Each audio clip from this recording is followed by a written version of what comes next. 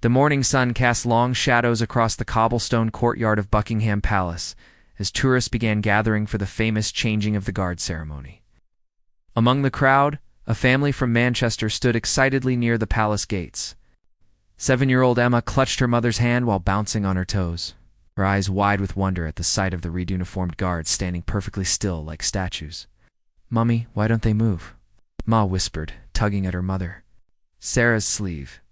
Sarah smiled down at her daughter, remembering her own childhood fascination with the royal guards. "They're protecting the Queen's home, sweetheart. They have to stay very still and watch for anything dangerous." Emma's father, David, adjusted his camera strap and checked his watch. The ceremony would begin in 20 minutes, and he wanted to capture every moment of their family's first visit to London. Behind them, the crowd grew thicker as more tourists arrived, speaking in different languages and pointing excitedly at the guards.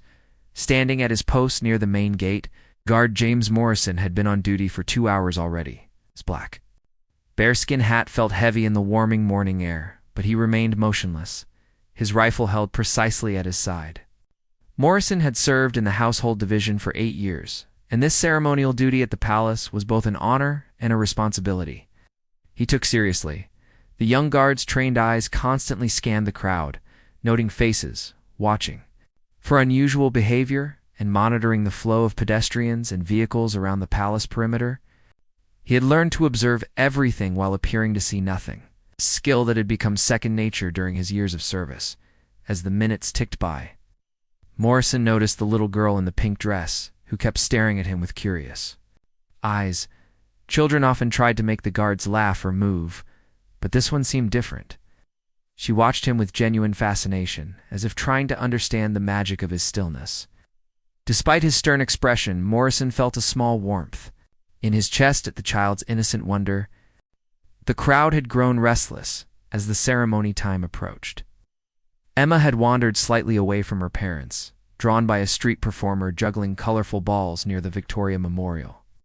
The performer's cheerful music and bright costume captivated her young imagination, and she clapped her hands in delight as he tossed the balls higher and higher into the air.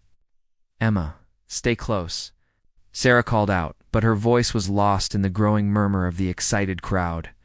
David was busy photographing the ornate palace gates and didn't notice his daughter had moved several steps away from them.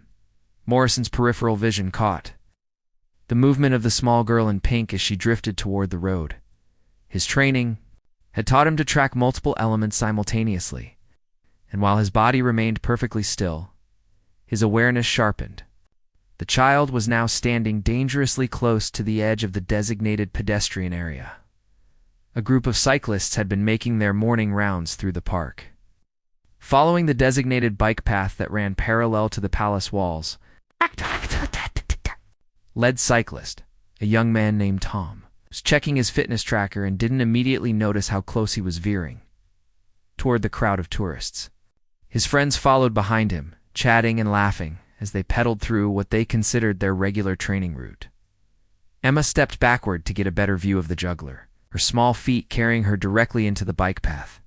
She was completely absorbed in the performance, unaware that she had moved into danger. The colorful balls seemed to dance in the air above her head. She laughed with pure joy at the magical sight.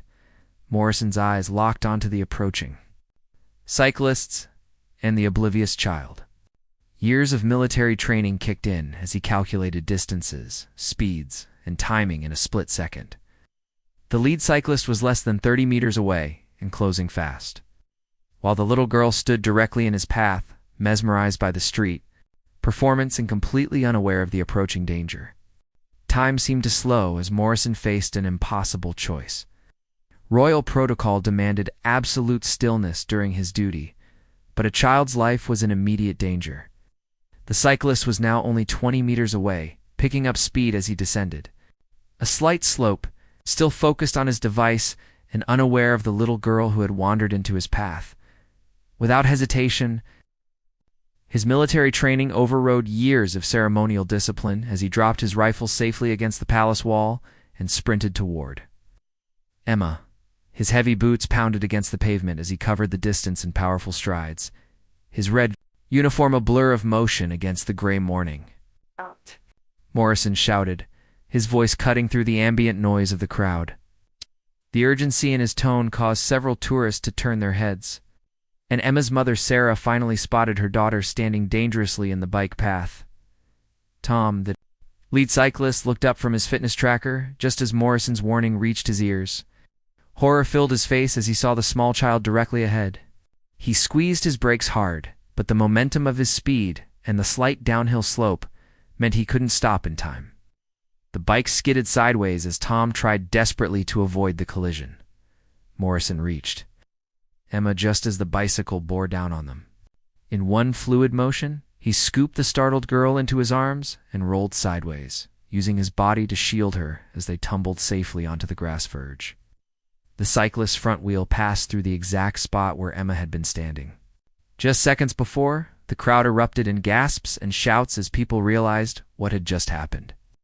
Emma, confused and frightened by the sudden movement, began to cry in Morrison's protective embrace. The guard held her gently but firmly, his heart racing from the adrenaline of the rescue while ensuring she was completely unharmed. Sarah pushed through the crowd with David close behind, their faces pale with terror as they reached their daughter. "Emma, my God, Emma," Sarah cried, dropping to her knees beside Morrison and her child.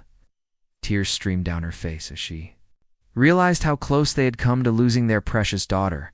Morrison gently transferred Emma into her mother's arms, his own hands trembling slightly from the aftermath of action. "She's perfectly fine, ma'am," he said softly, his voice still carrying the authority of his training, but now filled with gentle reassurance. "Just a bit shaken up, that's all." "I'm so sorry," he stammered, looking between the family and Morrison. "I didn't see her. I was looking at my phone and didn't realize she was there. Thank you so much for acting so quickly." The other tourists began to applaud, recognizing the guards' heroic actions. Some pulled out their phones to record the aftermath, while others simply stood in amazed silence at what they had witnessed. The street performer had stopped juggling and was walking over to check on Emma, his colorful costume now seeming out of place in the serious moment. Morrison straightened his uniform and picked up his rifle, preparing to return to his post. His commanding officer, who had witnessed the entire incident from his position near the palace entrance, approached with a mixture of concern and pride on his face. Now, breaking protocol was a serious matter, but saving a child's life was clearly the right choice. Emma had stopped crying and was now looking at Morrison with wide, curious eyes. "Are you a real soldier?" she asked in her small voice. Morrison knelt down to her level, his stern guard facade softening for just a moment. "Yes, little one. And my job is to keep everyone safe, including brave little girls like you."